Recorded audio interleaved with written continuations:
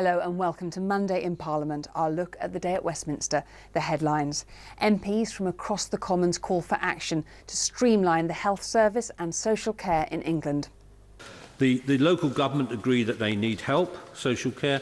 The health service agrees they need help, social care. But a health service and local government blame each other and it becomes a complete mess. Warnings that a skills shortage in the housing industry is leading to poor quality buildings. The pressures that the traditional trade workforce have had applied to it means that we've got substandard building going on at scale. And in the Lords, the government gives assurances workers' rights won't be damaged by Brexit.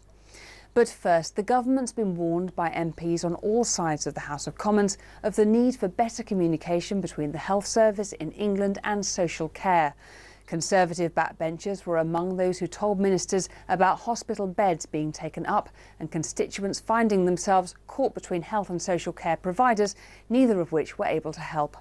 The Local Government Association have been clear that the money raised through increasing the social care precept will not be nearly enough to address the £2.6 billion gap facing adult social care by 2020. Instead of exacerbating the existing postcode lottery, will the Secretary of State not commit to additional ring-fenced resources into social care to tackle this crisis? Mr Speaker, in the last spending review, the government allocated an additional £3.5 billion a year by 2020 to adult social care. And just a few weeks ago, I announced additional help of £900 million over the next 2 years. Now, local councils do have to play a role in this. I note that in Sunderland, the average council tax bill is down in real terms since 2010. And if in Sunderland a local council chooses to allocate more, it can do that. For many of my constituents, the fundamental problem in all too many cases is that we still separate healthcare funding and social care provision. It makes no sense to my constituents and increasingly little to me. Can I therefore urge the Secretary of State to speed up the integration of health and social provision so we can actually deal with patients' needs in the round and put those first, not budgetary arguments? Between 2010 and 2020, around £40 million will have been taken out of the adult social care budget in Hull. And you can see the effect of that just this weekend when you see what's happening in our local NHS hospitals.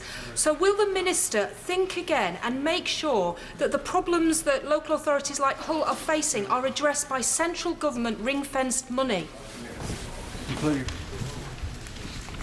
Mr Speaker, I'm sure the Honourable Lady would welcome the announcement that was made a few weeks ago, which is trying to recognise just those pressures that she identifies, and that is an additional funding that's on top of the £3.5 billion by 2020, an additional £900 million over the next 2 years. But what she rightly highlights is that this is a situation that we need to keep looking at and see what more can be done.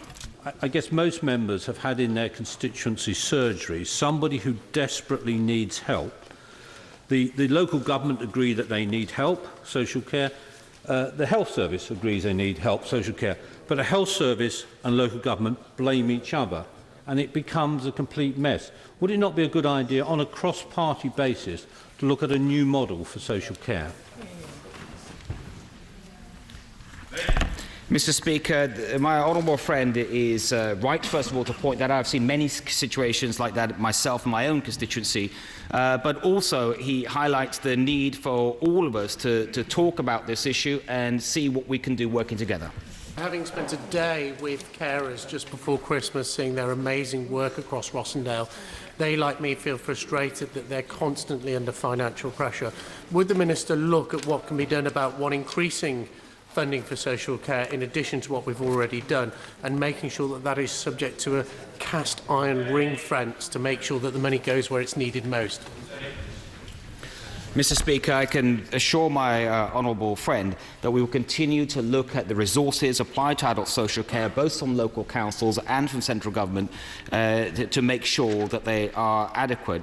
And also will continue to push the case for reform to also make sure all councils realise that there's more that can be done besides just more funding. The House of Commons library figures show that in the period from November 2013 to November 2016, instances of bed blocking where social care was solely responsible increased by 89%.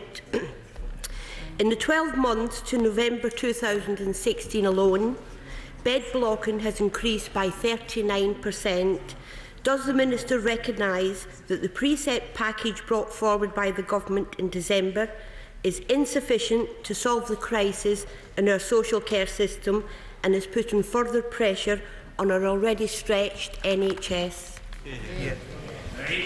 Mr. Speaker, what the Minister recognises is that the additional funding announced in December will make a big difference. There's £240 million additional coming in from the new homes bonus repurposing. There's an additional £600 million, almost £600 million. It is new money, and there's almost an additional £600 million that is coming in from the precept changes. When it comes to using that money, we all want to see a reduction in delayed transfers of care. She'll be aware of big differences between local councils in delayed transfers of care, and I think some councils can certainly learn from others. The Community Secretary, Sajid Javid. Now, the author of a report into the construction industry says a shortage of skills is leading to substandard building. Mark Farmer was one of the witnesses giving evidence to MPs on the Communities and Local Government Committee about how to build more homes. He said the industry was going to have to do more with less because of a shrinking workforce. What we have in construction is an ageing workforce. It's one of the most advanced in terms of its age of all of the sectors in the UK. And what that suggests, based on census data and looking at level of new entrants into the industry, is that we're going to lose 20 to 25% of our workforce over the next decade. With Brexit overlaid on that, whether that's a hard or soft Brexit, there's variations on the theme, but it's undoubtedly going to add more pressure to that, and I can easily see a situation where we might even be moving towards a situation where a third of our workforce is lost over the next decade or so. So what could the government do? Mark Farmer said it was partly skills and training, but the industry needed to innovate. It's massively important we get into schools earlier and we start to influence people's thinking, and I'm talking about 10, 11 years old, not at 16 to 18, to change their perception of the construction industry. But my view is that you have to do the innovation piece first to re-profile what skills we need in the future. Because I think if we have a modern industry, a more productive industry that's a combination of traditional site-based working, traditional artisanal, biblical skills, whatever you want to call it, alongside more modern approaches, maybe factory-based, maybe hybrid, certainly digitally enabled, then you stand more chance of attracting the youngsters. The youngsters are wanting something which is a bit more around the 21st century, not necessarily something in the dark ages, and unfortunately parts of our industry still have that stigma attached to them, rightly or wrongly. We need to move the dial towards creating a different offer for youngsters, that not only in doing that are we increasing the productivity of being able to produce more with less, which I think is an absolute certainty, that's what we're going to have to do, but you stand more chance of increasing new entrants into the industry because it's more attractive to them in terms of the mode of working. They're not necessarily on a cold, wet building site. They have the ability to work. Even if they're going to be a bricklayer or a carpenter, you can do it in a factory. The committee wanted to know what impact Brexit might have. One of the issues is obviously the currency-related impacts. A lot of EU nationals repatriate some of their earnings back to family in their home countries, and actually overnight or over the past few months, the value of that back home is a lot less, and that's starting to influence decision-making around people's plans. There's lots of real dangers around how the Brexit impacts can play out in construction. Construction's got massive exposure to it. In London, 40 to 50% of the workforce is migrant, not necessarily EU, but it's migrant labour. Nationally, it's somewhere between 10 and 15%. The committee turned to how many new homes needed to be built. We know that actually we need to provide 200,000 homes a year just to stand still. Precisely. But no one's ever done it. And I don't think there's a matter of political debate between different political parties about this. It's a case of saying, yes, we need to do it. So given that everyone knows we want to do it, what provides that stability and encouragement to the industry to do it? By providing a purchaser of those properties. What's missing out of the market at the moment, and it's been missing since the late 80s, is somebody buying rented homes on a scale. You've had somewhere between maybe 15 and 25,000 social rented properties produced by associations, topped up by shared ownership over the last 20 years. But since we actually stopped building scale rented homes, the market has not worked.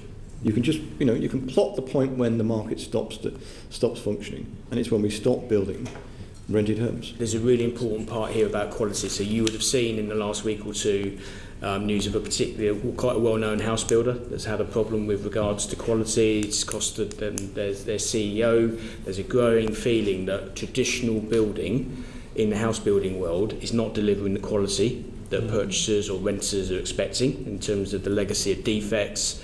And I think we're just on the tip of the iceberg in that regard. I think the pressures that the traditional trade workforce have had applied to it means that we've got substandard building going on at scale, and we're building a legacy issue in terms of downstream defects, maintenance issues that actually is pretty serious. And I think that's not.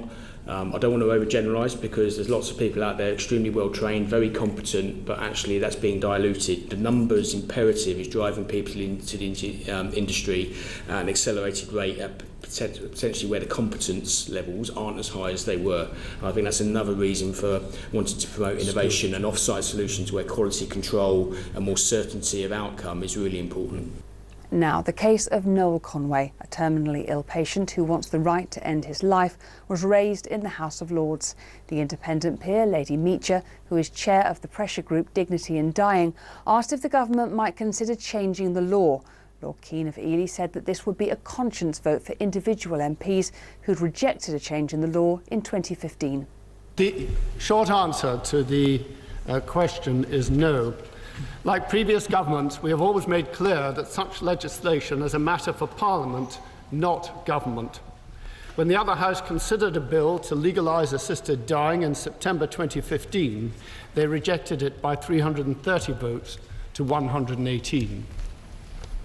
My Lords, I thank the Minister for that reply. As he has indicated, there has never been a government-supported bill on this issue. The Minister will be aware of Noel Conway, a terminally ill, mentally capacitous patient who is taking his case to the High Court and no doubt ultimately to the Supreme Court. Noel is challenging the current law, which denies him his fundamental human right, when his suffering becomes unbearable, to have help to achieve a dignified death. Does the Minister agree with the 82% of the population and the 86% of disabled people who support Mr Conway and want a change in the law so that when their turn comes to face their own death, they can live their last months in peace, safe in the knowledge that if their suffering does become unbearable, they can have professional help to end it? Will the Minister seek the support of his colleagues for an ethical bill along these lines in the future? My Lord, it remains the government's view that any change to the law in this area is an issue of individual conscience and a matter for Parliament to decide, rather than one for government policy. I'm aware of the case of Noel Conway. As it is now in court, it would not be appropriate for me to comment upon the circumstances of that particular case. But a former president and current patron of the Royal College of Surgeons sounded a note of caution. Should it ever be considered again, I think it is important that the medical profession be excluded from this. Majority of doctors do not wish to be associated with taking life. Their responsibility is to save life. And while it is possible that there are those who might volunteer to undertake such a task, it is important that it should not be legislated that the majority of doctors are then required to undertake this, should that be the case. I note what the noble Lord has said, and of course understand the reasoning behind his observations. I can only reiterate that this government does not intend at this time to legislate in respect of this matter. I have had to watch both my wife, my late wife, and my father die a lingering death. And can I suggest that the government need to accept responsibility for this matter, don't duck it, and make a decision to give people the opportunity to make this important decision about how they die?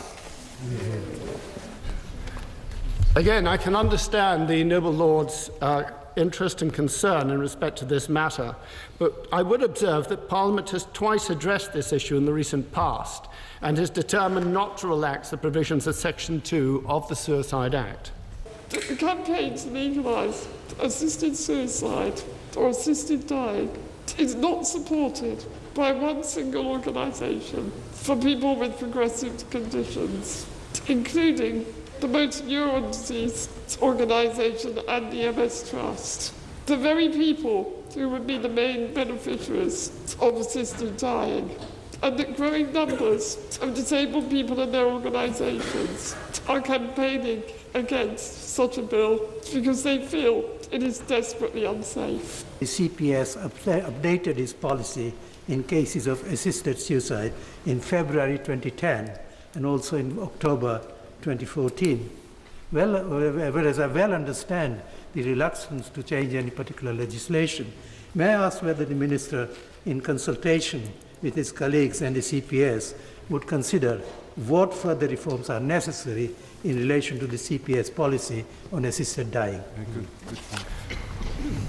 My Lords, the matter of CPS policy must be left to the CPS to determine independently of Parliament. It is not for government to dictate what that policy should be. It is regularly reviewed, and I can say that, for example, in the period from 2009 to 2016, the very large majority of cases referred to the CPS were not proceeded with in the context of prosecution. Lord Keane, you're watching Monday in Parliament, our top story. The government has been pressed by its own backbenchers to speed up efforts to reform health and social care. Now, the biggest threat to safety on the railways is terrorism, according to the Deputy Chief Constable of the British Transport Police. He told MPs on the Transport Committee the danger was unpredictable, but there were others too.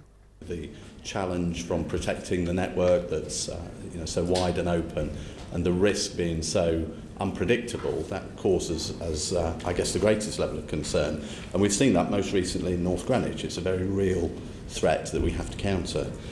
In terms of, I guess, more traditional crime, protecting vulnerable people, I know it was a theme of the previous committee, but focusing effort on those people in crisis or at risk on the network, and then can be vulnerable to crime is where we put in our effort. And then those types of offences that really cause people the most physical harm and impact on their confidence to travel. So predatory sex offending, levels of violence, particularly where that affects railway workers. We've seen across Europe recently terrorist attacks involving domestic vehicles. We've obviously seen aircraft. We've seen more recently trucks or lorries. The biggest thing that concerns me is actually level crossings. We've got trains that can carry up to 1,000 people at peak times that are hurtling at huge speeds with level crossings where we just have flimsy barriers. And that is a major concern as far as I'm concerned. I'm just interested to know from your perspective what can be done to try and mitigate the risk, but also what training is being provided to those in the control centre to try and spot some of the signs that may be able to stop such an attack happening in the future. Well, absolutely, and I wish it was an easy one to answer because, I think it's often described as, if you forgive the phrase, martini terrorism, because it can happen any place, anywhere, any time, and we don't know, we can't predict, as you'll be all too familiar with. So having an open network in the way we do and the way that our train, our running lines are crisscrossed across a small country does open up those kind of vulnerable points. We do a lot around level crossings. We have a large number of Network Rail funded mobile safety vehicles that can allow us to target different hotspot or risk locations so that we can put those preventative and disruptive mitigations in, not just for terrorism but for trespass and people who are offending by not abiding by crossings and the risk that brings. There's the increase in reported sexual offences. Is that to do with people feeling more confident or more actual offences? Well, I think so. How would you tell which it was? Yeah, and this is where we were out of kilter with other police forces. So we've recorded a greater increase in sexual offending. And I think you're quite right to suggest there was a greater confidence in victims to tell us. And we actively promoted our interests and concerns. We had a number of significant initiatives in the last 2 years. First of all, in London was Project Guardian, which was a collaboration between BTP, the Met and the City, as well as Transport for London, actively encouraging people who felt uncomfortable about behaviour, predominantly on the tube. And that morphed into a national campaign, Report It to Stop It. I mean, if I can just give you a very quick example, why is it important? Well, quite a number of victims who contacted us, particularly on the text service, would say to us, I've experienced this in my journey. I don't want you to do anything further, but I want you to know that it happened. For a variety of reasons that they want to take that approach. Using that data, we were able to analyse trends, and we saw on one occasion that there was a spike in indecent assaults touching on a tube line. We were able to put undercover officers on that line, and they saw an offender who used the busy service and the lurching of the train to bump into people.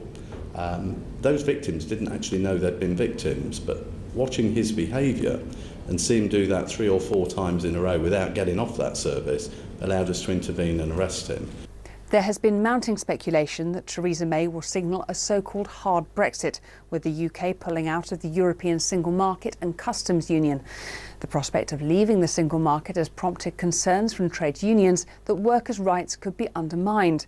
But the Business Minister, Lord Pryor, sought to lay those worries to rest. We do not need to be part of the EU single market to have strong protections for workers' rights. The government will not roll back EU rights in the workplace. All of the workers' rights that are enjoyed under the EU will be preserved by the Great Repeal Bill and will be brought across into the UK law. Would the Minister, and I think he has indeed touched on this, go even one step further and reassure the House and indeed the TUC that all the directives contained and that are relevant be contained in the Great Repeal Bill? My Lord, yes, the Prime Minister has said that under this government we're going to see workers' rights not eroded and not just protected, but even enhanced. So the commitment of this government is absolutely clear. Obviously, for subsequent parliaments, as we regain sovereignty over these issues, it will be up to subsequent parliament to make these decisions itself. My Lords, isn't it a sad day when the TUC no longer has faith in the Labour Party, the Liberal Party and this British Parliament to defend the rights of British workers? And is it not the case that British workers enjoy rights far beyond the EU requirements, for example in respect of maternity pay? As the Minister has confirmed, the Prime Minister has agreed that all workers' rights enshrined in EU law will be transferred into UK law. But then it was added, where practical. Could the Minister tell us which workers' rights cannot be practically transferred into UK law? Well, I can't think off the cuff of any rights that would fall into the not practical area. I mean, the Prime Minister went further than that. I mean, she is committed, and our whole industrial strategy is committed to bringing decent, well-paid, skilled jobs to Britain. Lord Pryor. Now, it's not often that a piece of legislation is thought capable of helping to heal divisions in society, but that's what the Labour MP John Cruddas thinks about the National Citizen Service Bill. The National Citizen Service, or NCS, was set up 6 years ago to give teenagers the chance to do community work on residential trips away from home. The bill would give the service a permanent legal standing. It really focuses in on how do we live together, and there is no more important issue addressing the country. How do we create a nation at ease with itself and foster a notion of service to others amongst our young people? Obviously, this is vital given the divisions in our society, so clearly exposed last year around class, race, geography and religion, and a general fear that these tensions might continue to escalate. And these divisions suggest a brittle country. So resolving this and healing division will indeed take time, but this bill will help. A Conservative, James Berry, said that citizen service had many of the hallmarks of national service, recalling the words of his father, who did his national service in the 1950s with the Royal Marines and the Durham Light Infantry. He always would tell me what a great social leveller the national service was, because in basic training you could be there in a dorm with people from Eton, with stockbrokers, with electricians, people from all different walks of life, every conceivable background, but that any pre-existing airs and graces you had would quickly be squashed by a diet of exercise, hard work, learning new skills, and having to live, eat, sleep, work, do everything together as a team. I want NCS to give young people an appetite for service, for other opportunities and for trying new things. Our vision is for NCS to be a common experience for all. Scouts, cadets, people familiar with service in the same team, sharing their experience with people who have never done anything like this before. NCS sees people with different backgrounds, faiths, interests coming together at a formative age and learning the impact they can have on the community around them. With wide support across the parties, the bill was approved without a vote. And that's all from me for now. Alicia McCarthy is here for the rest of the week, but from me, Joanna Shin, goodbye.